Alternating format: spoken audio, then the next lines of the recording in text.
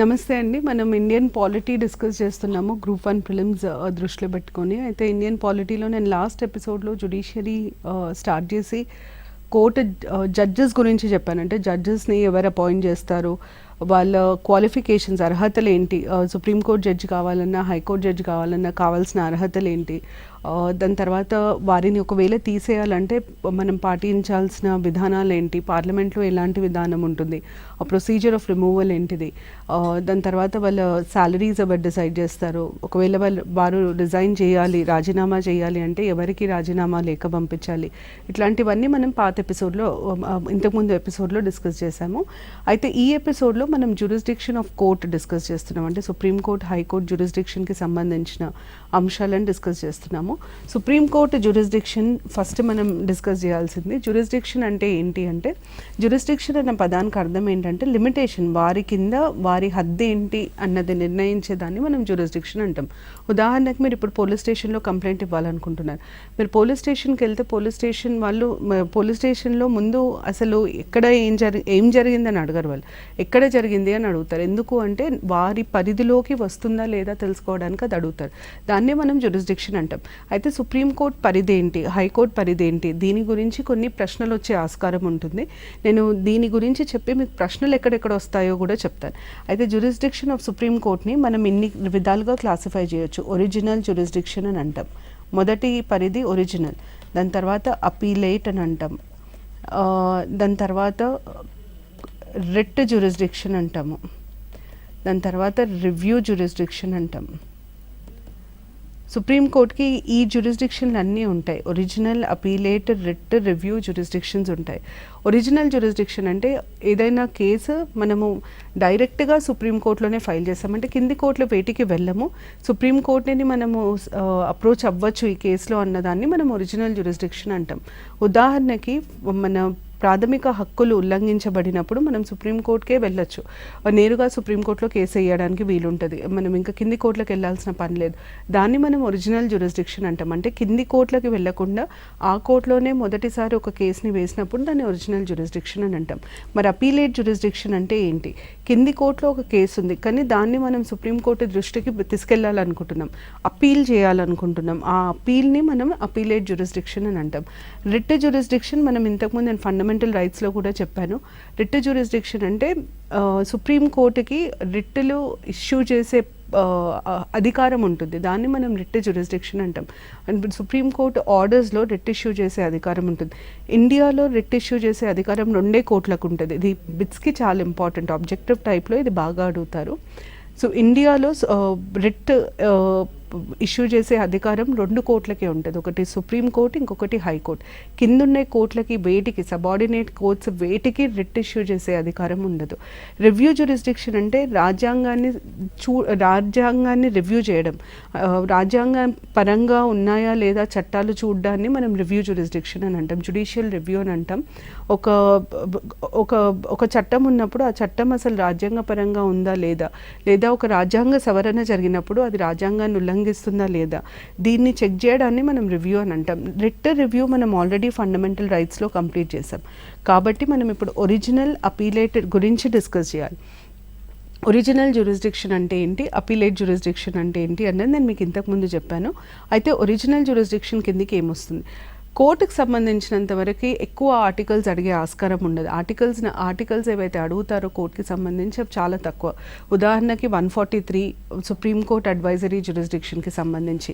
Advisory jurisdiction మనకి already president దగ్గర cover చేశాము కాబట్టి ఆర్టికల్ నెంబర్ నేను ఇక్కడ చెప్పలేదు, కానీ ఆర్టికల్ నెంబర్ చాలా చాలా ఇంపార్టెంట్. అది అడ్వైజరీ జ్యూరిస్డిక్షన్ అంటే సలహా ఇచ్చే అధికారం ఉంటుంది సుప్రీంకోర్టుకి. ఒకవేళ రాష్ట్రపతికి ఏదైనా అనుమానం, న్యాయపరమైన అనుమానం ఉన్నప్పుడు వారు నేరుగా సుప్రీంకోర్టుని సంప్రదించినప్పుడు సుప్రీంకోర్టుకి సలహా ఇచ్చే అధికారం ఉంటుంది. దాన్ని మనం అడ్వైజరీ జ్యూరిస్డిక్షన్ అంటాం. అడ్వైజరీ జ్యూరిస్డిక్షన్ ఆర్టికల్ నెంబర్ చాలా ఇంపార్టెంట్, 143. అడ్వైజరీ జ్యూరిస్డిక్షన్ కూడా ఇంతకుముందు మనము ప్రెసిడెంట్ పవర్స్ గురించి డిస్కస్ చేసుకున్నప్పుడు అడ్వైజరీ జ్యూరిస్డిక్షన్ మనం డిస్కస్ చేయడం జరిగింది. అయితే original, appellate, writ, review, advisory ఈ 5 రకాల పరిధులు ఉంటాయి సుప్రీంకోర్టుకి. అయితే 3 ఆల్రెడీ అయిపోయినాయి కాబట్టి ఒరిజినల్ ఇంకా అపీలేట్ గురించి మనం ఇప్పుడు చర్చించబోతున్నాం. ఫస్ట్ ఒరిజినల్ జ్యూరిస్డిక్షన్ గురించి అర్థం చేసుకుందాం. నేను ఇంతకుముందు చెప్పినట్టు కేసునైతే మనము డైరెక్ట్గా సుప్రీంకోర్టులో ఫైల్ చేయగలుగుతామో ఆ కేసుని మనం ఒరిజినల్ జ్యూరిస్డిక్షన్ ఆఫ్ సుప్రీంకోర్ట్ అని అంటాం. అయితే దీనికి సంబంధించిన ఆర్టికల్ నంబర్ వచ్చేసి ఆర్టికల్ 131. ఈ 131 ఆర్టికల్ కింద సుప్రీంకోర్టుకి నేరుగా ఏ కేసులు తీసుకెళ్ళచ్చు అన్న దాని మీద రాజ్యాంగం మనకి క్లారిటీ ఇస్తుంది. అయితే దీని ప్రకారము సుప్రీంకోర్టులో ఏ కేసు అయినా సరే centre versus state, union versus state అని అంటాం. అంటే కేంద్ర ప్రభుత్వానికి ఇంకా రాష్ట్ర ప్రభుత్వానికి ఏదైనా కేసు ఉంటే, లేదా ఒకవైపు మనకి కేంద్రము ఒకటి లేదా ఎక్కువ రాజ్యాలు, ఇంకో వైపు మనకి ఒకటి లేదా ఎక్కువ రాష్ట్రాలు, ఇది ఉన్నప్పుడు ఈ కేసులు, లేదా ఒకవైపు కొన్ని రాష్ట్రాలు లేదా ఒక రాష్ట్రం, ఇంకొక వైపు కొన్ని రాష్ట్రాలు లేదా ఒక రాష్ట్రం. So centre, union versus state or states, union plus states one side, states versus state or states other side. Third వచ్చేసి స్టేట్ వర్సెస్ స్టేట్. ఈ 3 ఇట్లాంటి ఏ రకమైన గొడవలున్నా కేసులున్నా వాటిని మనం సుప్రీంకోర్టులో నేరుగా వేయవచ్చు. అంటే ఇంకా ఏ కోర్టుకి వెళ్ళడానికి వీలు ఉండదు. ఖచ్చితంగా ఇట్లాంటి కేసులను మనం సుప్రీంకోర్టుకి మాత్రమే తీసుకెళ్ళాలి. ఇది చాలా చాలా ఇంపార్టెంట్. వీటినే మనము ఫెడరల్ డిస్ప్యూట్స్ అని అంటాం. ఫెడరల్ అన్నప్పుడు సెంటర్ స్టేట్, ఫెడరల్ డిస్ప్యూట్స్ అంటే సెంటర్ స్టేట్ మధ్యలో ఉండే డిస్ప్యూట్స్ని మనం ఫెడరల్ డిస్ప్యూట్స్ అంటాం.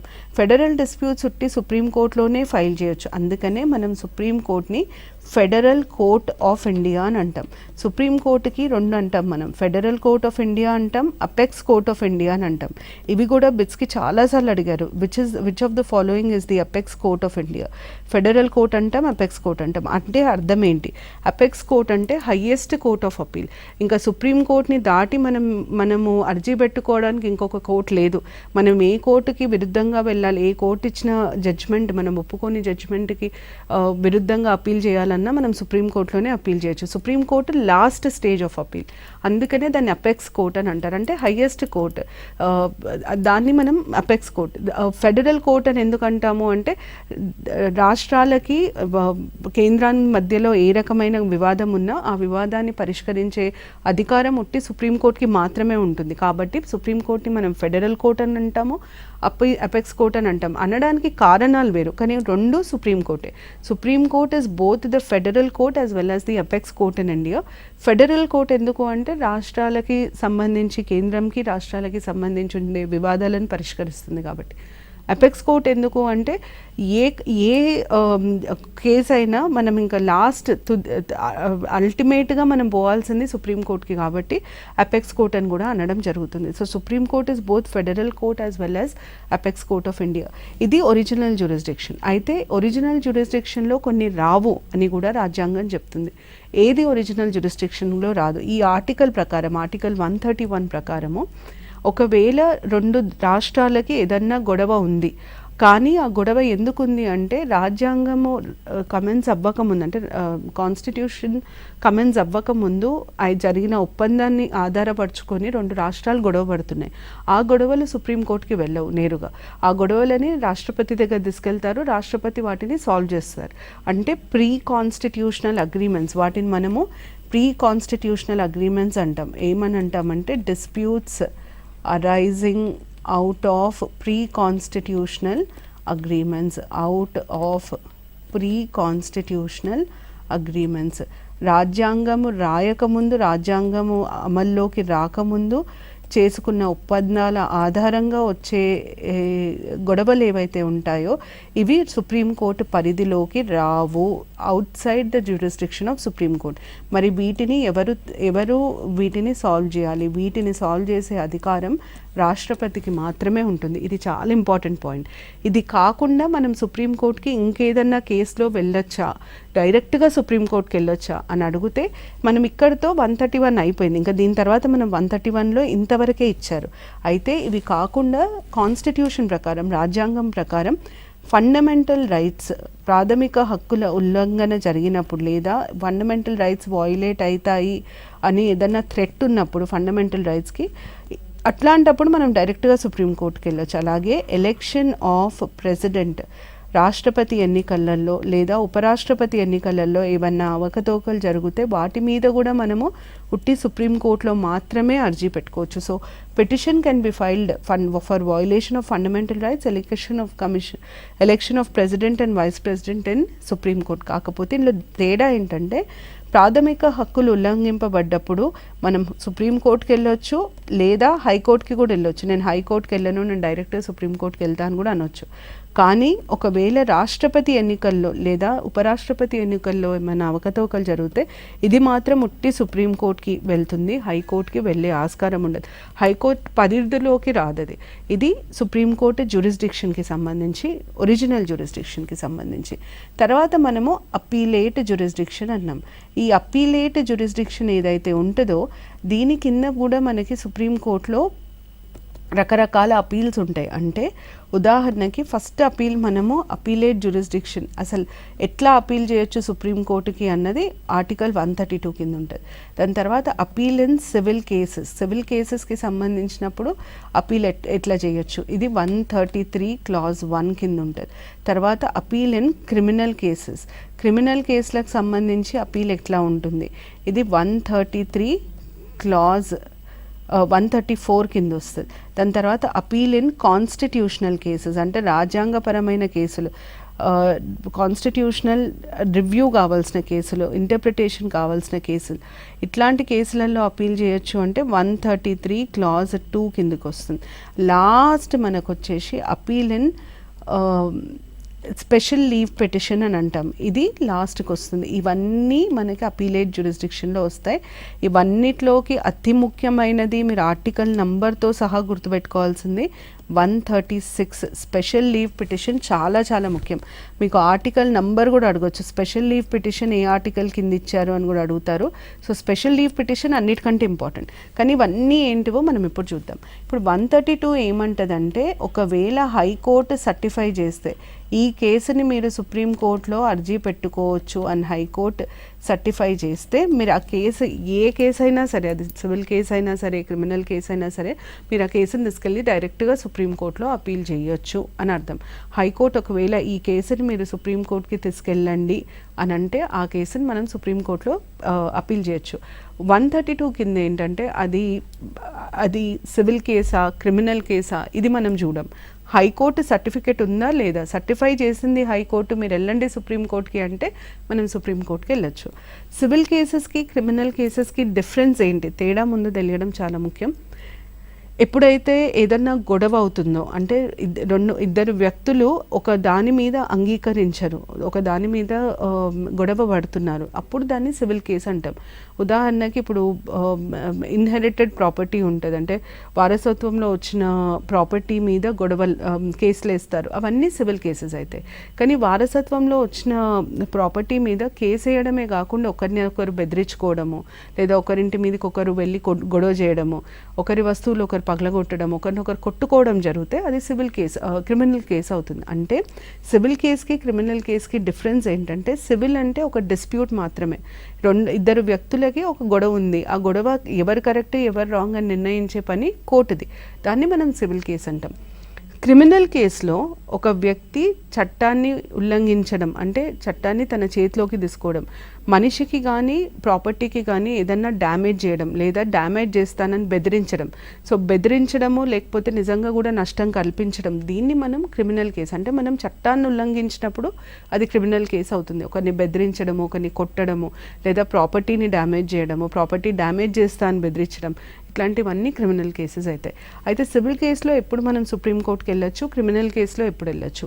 సివిల్ కేసులో కూడా మనం హైకోర్టు సర్టిఫికేషన్ ఉంటే సుప్రీంకోర్టుకి వెళ్ళొచ్చు. హైకోర్టు ఒకవేళ సర్టిఫై చేసిందంటే మాత్రం మనం తప్పకుండా సుప్రీంకోర్టుకి వెళ్ళొచ్చు. క్రిమినల్ కేసుకి వచ్చేసరికి ఒకవేళ దీంట్లో కొన్ని కండిషన్స్ ఉంటాయి. ఎట్లా ఉంటాయంటే, కింది కోర్టులో ట్రయల్ అవుతుంది, లోవర్ కోర్టు ఆ కేసులో ఆ వ్యక్తిని నిర్దోషి అని ప్రకటించింది. అక్విట్స్ ద పర్సన్. అక్విట్స్ అంటే నిర్దోషి అని ప్రకటించింది. కానీ హైకోర్టు అదే వ్యక్తిని దోషిగా ప్రకటించి వారికి ఉరిశిక్ష వేసింది, డెత్ పెనాలిటీ ఇచ్చింది. అట్లాంటప్పుడు సుప్రీంకోర్టుకి ఖచ్చితంగా అపీల్ చేయడానికి ఉంటుంది. ఇది ముందు కండిషన్. ఫస్ట్ కండిషన్ ఏంటి అంటే కింది కోర్టు ఆ వ్యక్తి నిర్దోషి అని నిర్ణయించింది, కానీ హైకోర్టుకి అది అపీల్ వెళ్ళినప్పుడు హైకోర్టు ఆ వ్యక్తిని దోషిగా ప్రకటించి ఉరిశిక్ష ఇచ్చింది. అంటే ఎగ్జాక్ట్లీ ఆపోజిట్. నిర్దోషికి ఉరిశిక్షకి చాలా తేడా ఉంటుంది, ఒకదానికొకటి ఆపోజిట్.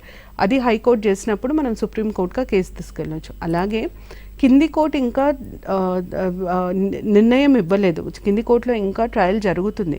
ఆ ట్రయల్ జరిగే టైంలోనే హైకోర్టు ఆ కేసుని తీసేసుకొని సుప్రీంకోర్టుకి, హైకోర్టు ఆ కేసుని తీసేసుకొని ఆ వ్యక్తికి ఉరిశిక్ష చేయడం జరిగితే దానికి కూడా మనం సుప్రీంకోర్టుకి వెళ్ళొచ్చు. అంటే నేను ముందు చెప్పిన దానికి తర్వాత చెప్పిన దానికి తేడా ఏంటంటే ముందు దాంట్లో కింది కోర్టు ఆ వ్యక్తిని నిర్దోషిగా ప్రకటించింది, అప్పుడు హైకోర్టు ఆ కేసులో అదే వ్యక్తికి ఉరిశిక్ష వేసింది.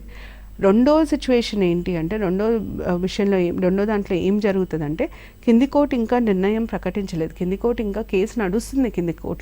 కింద కోర్టులో కేసు నడుస్తున్నప్పుడే హైకోర్టు దాన్ని కేసుని తన దగ్గర తీసుకొని తన పరిధిలోకి తీసుకొని ఆ కేసు విని ఆ కేసులో ఏమని నిర్ణయం ఇస్తుందంటే ఈ వ్యక్తికి ఉరేయండి అని నిర్ణయం ఇస్తుంది. సో కింది కోర్టు జడ్జ్మెంట్ ఇచ్చిందేమో ఫస్ట్ సిచ్యువేషన్, జడ్జ్మెంట్ ఇవ్వలేదు ఇంకా trial జరుగుతుందన్నది second situation.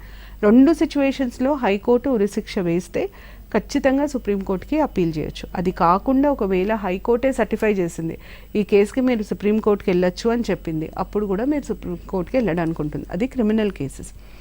Constitutional cases అంటే ఏంటి? కాన్స్టిట్యూషనల్ కేసు అంటే రాజ్యాంగం ఆధారం చేసుకొని నిర్ణయాన్ని ప్రకటించాల్సి వచ్చినప్పుడు దాన్ని మనం కాన్స్టిట్యూషనల్ కేసు అని అంటాం. అంటే ఒక కేసులో రాజ్యాంగాన్ని చూడాల్సి వస్తుంది, రాజ్యాంగాన్ని ఇంటర్ప్రిట్ చేయాల్సి వస్తుంది, అంటే కాన్స్టిట్యూషనల్ ఇంటర్ప్రిటేషన్ అవసరం ఉంటుంది. ఆ కేసులన్నింటినీ మనం కాన్స్టిట్యూషనల్ కేసెస్ అంటాం. ఇవన్నీ సుప్రీంకోర్టుకి అపీల్ చేసే అధికారం ఉంటుంది. ఎందుకు? రాజ్యాంగాన్ని ఇంటర్ప్రిట్ చేయాలి, రాజ్యాంగాన్ని చదివి ఈ కేసులో నిర్ణయం తీసుకోవాలి అన్న ప్రతి కేసు సుప్రీంకోర్టుకి వెళ్తుంది. ఎందుకంటే ఫైనల్గా రాజ్యాంగంలో ఏం రాసుంది అన్న దానికి అర్థం చెప్పే అధికారం సుప్రీంకోర్టు. సుప్రీంకోర్టుని మనం final interpreter of the constitution అని అంటాం. ఫైనల్ ఇంటర్ప్రిటర్ అంటే ఫైనల్గా అసలు రాజ్యాంగం ఏమంటుంది అని చెప్పే అధికారం సుప్రీంకోర్టుకు ఉంటుంది. ఒక్కసారి సుప్రీంకోర్టు ఇది చెప్పిందంటే మళ్ళీ దాన్ని ఇంకొక కోర్టులో ఛాలెంజ్ చేయడానికి ఉండదు, ఇంకెవ్వరికీ ఆ అధికారం ఉంటుంది. ఉన్నత న్యాయస్థానంగా సుప్రీంకోర్టుకు ఉండే అధికారం ఇది. As the apex court of India సుప్రీంకోర్టుకు ఉండే అధికారం ఇది. అందుకనే ఏ రకమైన కేసు అయినా సరే దాంట్లో రాజ్యాంగాన్ని మీది ఆధారపరుచుకొని ఇవ్వాలి జడ్జ్మెంట్ అనుకుంటే దాన్ని సుప్రీంకోర్టుకి తీసుకెళ్లే అధికారం ఉంటుంది. మరి స్పెషల్ లీవ్ పిటిషన్ అంటే ఏంటి? నేను ఇంతకుముందు చెప్పినట్టు మీకు స్పెషల్ లీవ్ పిటిషన్ చాలా ఇంపార్టెంట్. స్పెషల్ లీవ్ పిటిషన్ మీకు ఆర్టికల్ నంబర్తో పాటు అడుగుతారు. ఎప్పుడైనా గుర్తుపెట్టుకోండి, ఒక పాలిటీలో స్పెషల్ లీవ్ అన్నప్పుడు పర్మిషన్ తీసుకోవడం అని అర్థం. మనం అనుమతి కోరడాన్ని లీవ్ అని అంటారు. ఇక్కడ లీవ్ అంటే వెళ్ళిపోవడం కాదు, ఇంగ్లీష్లో మామూలుగా లీవ్ అంటే వెళ్ళిపోవడం, కానీ ఇక్కడ లీవ్ ఏంటంటే అనుమతి కోరడం. మనం అనుమతి అడుగుతున్నాం కోర్టుని. సో స్పెషల్ లీవ్ పిటిషన్ అంటే మనం కోర్టుని ప్రత్యేకంగా అనుమతి అడుగుతున్నాం. కోర్టుని మనం మాకు అనుమతి ఇవ్వండి, మేము ఇది చేయాలనుకుంటున్నాం అని చెప్పడాన్ని స్పెషల్ లీవ్ పిటిషన్ అని అంటాం. ఇంతకుముందు చెప్పినట్టు ఇది 136 ఆర్టికల్ నంబర్ చాలా చాలా ఇంపార్టెంట్ అని చెప్పాను. మీరు ఆర్టికల్ నంబర్ గుర్తుపెట్టుకోవాలి. అయితే స్పెషల్ లీవ్ పిటిషన్ ఒక ప్రాముఖ్యత ఏంటి, ఇంపార్టెన్స్ ఏంటి అంటే ఒకవేళ ఒక కేసు ఇంతకుముందు నేను చెప్పిన ఈ అన్నిటి కిందికి రాదు, అంటే అది హైకోర్టు సర్టిఫికేషన్ లేదు, సివిల్ కేసులో ఉండాల్సిన కండిషన్స్ ఫుల్ఫిల్ అవ్వట్లేదు, క్రిమినల్ కేసులో ఉండాల్సిన కండిషన్స్ ఫుల్ఫిల్ అవ్వట్లేదు, కాన్స్టిట్యూషనల్ కేసు కాదు, అయినా నేను సుప్రీంకోర్టుకి వెళ్ళాలనుకుంటున్నా ఆ కేసు మీద. అట్లాంటప్పుడు నేను సుప్రీంకోర్టుకి ఏం చెప్పాలి? నేను సుప్రీంకోర్టుకి వెళ్ళాలి అనుకుంటే సుప్రీంకోర్టు నుండి ముందు ఒక పర్మిషన్ తీసుకోవాల్సి వస్తుంది, అనుమతి తీసుకోవాల్సి వస్తుంది. ఆ అనుమతికి వేసే పిటిషన్ని మనం స్పెషల్ లీవ్ పిటిషన్ అంటాం. మీకు ఇంకా ఇది ఈజీగా అర్థం అవ్వడానికి ఇట్లా అర్థం చేసుకుందాం. సుప్రీంకోర్టు ఉంది, సుప్రీంకోర్టు కింద ఎవరున్నారు? హైకోర్టు ఉంది, హైకోర్టు కింద డిస్ట్రిక్ట్ కోర్టు ఉంది. అయితే ఇప్పుడు మనము ఈ హైరార్కీ ఉన్నప్పుడు ఏమవుతుందంటే డిస్ట్రిక్ట్ కోర్ట్ నుండి ముందు హైకోర్టుకు పోవాలా, హైకోర్టు నుండి సుప్రీంకోర్టుకి వెళ్ళాలి. కానీ నా కేసు నాకు ఎంత ముఖ్యం అంటే నేను హైకోర్టుకి పోయి మళ్ళీ సుప్రీంకోర్టుకి పోయేంత టైం లేదు. నేను ఇట్లా పోదాం అనుకుంటున్నా డైరెక్ట్గా. ఇంతకుముందు చెప్పిన ఏ ఆర్టికల్స్ కింద ఇట్లా పోవడానికి కుదరదు. దీనికి నేను ప్రత్యేకంగా అనుమతి తీసుకోవాలి సుప్రీంకోర్టుకి. ఇట్లా పోవాలనుకున్నప్పుడు నేను ఏం చేస్తా అంటే స్పెషల్ లీవ్ పిటిషన్ని ఫైల్ చేస్తా.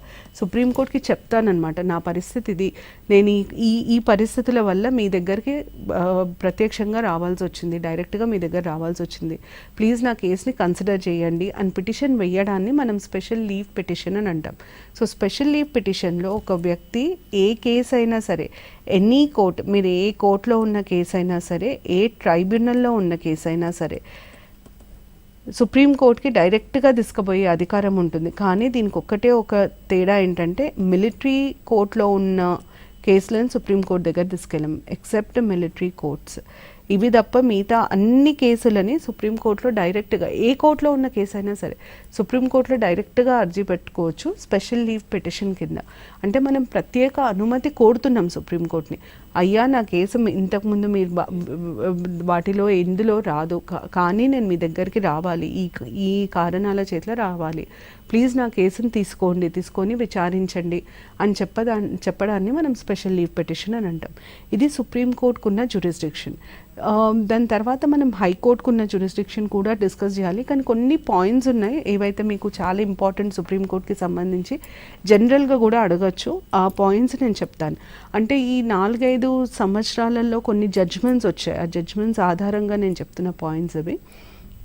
ఫస్ట్ పాయింట్ ఏంటంటే ఏ జడ్జ్ ఏ కేసుని చూస్తారు. ఇప్పుడు మనకి 33 మంది జడ్జిలు ఉన్నారు సుప్రీంకోర్టులో. సో ఏ జడ్జి దగ్గరికి ఏ కేసు పోతుంది అన్న నిర్ణయం ఎవరు తీసుకుంటారు అంటే చీఫ్ జస్టిస్ ఆఫ్ ఇండియా, ప్రధాన న్యాయమూర్తి గారు తీసుకుంటారు ఆ నిర్ణయాన్ని.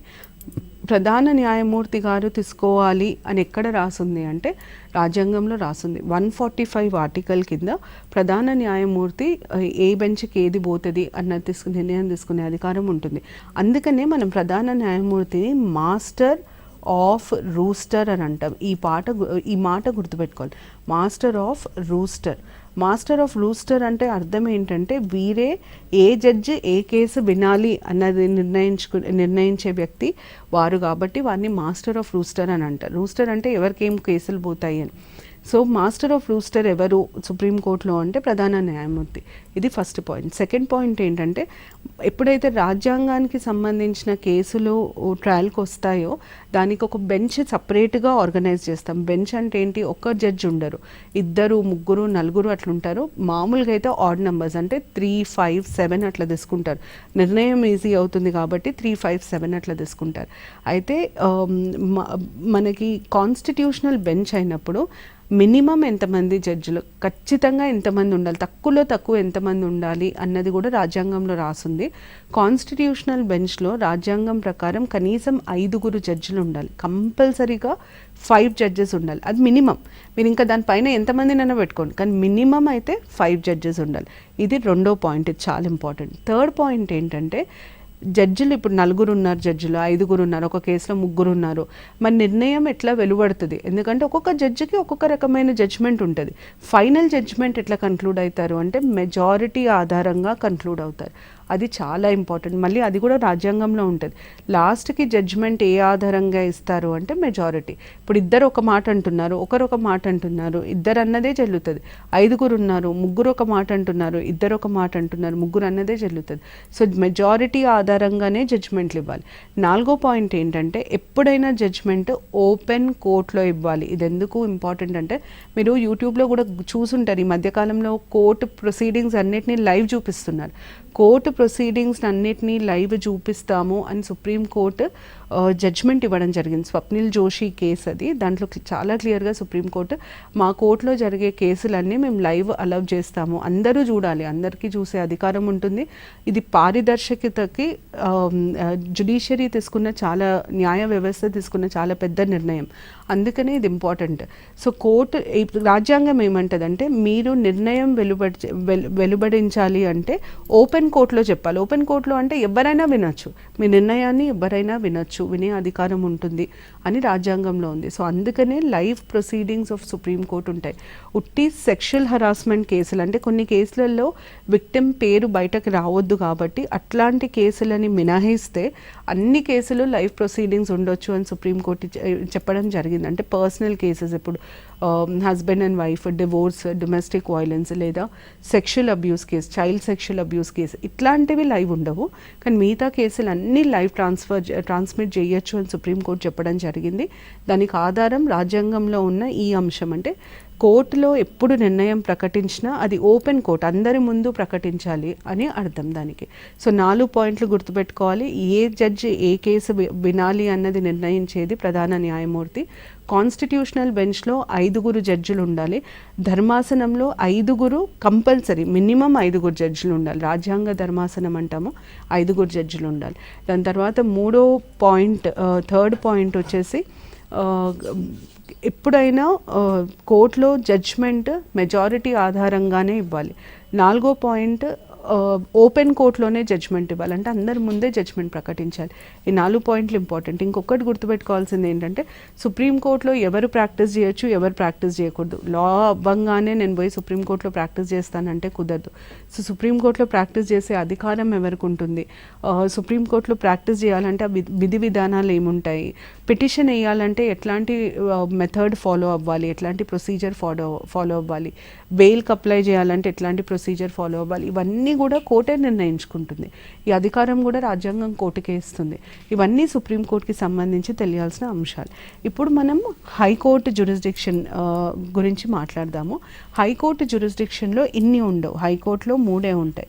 ఒకటి ఒరిజినల్ జ్యూరిస్డిక్షన్ అని అంటాము, దాని తర్వాత అపీలేట్ జ్యూరిస్డిక్షన్ అని అంటాము, దాని తర్వాత రిట్ రివ్యూ ఉంటాయి. రిట్ జ్యూరిస్డిక్షన్ ఉంటుంది, రివ్యూ జ్యూరిస్డిక్షన్ ఉంటుంది. ఈ 4 జ్యూరిస్డిక్షన్స్ ఉంటాయి. కానీ సుప్రీంకోర్టు లాగా హైకోర్టుకి సపరేట్ ఆర్టికల్ నంబర్స్ ఇట్లాంటివి ఏమీ ఉండవు.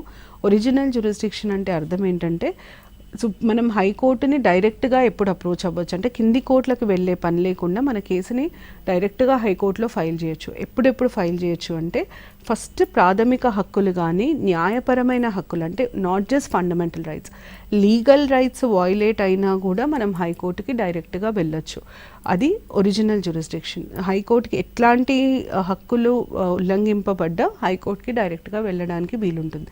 అదొకటి. దాని తర్వాత ఎన్నికలు, మన ఎమ్మెల్యే ఎంపీ ఎన్నికలలో ఏమన్నా ఉల్లంఘనలు అవకతవకలు జరిగితే వాటిని ఎలక్షన్ డిస్ప్యూట్స్ అంటాం.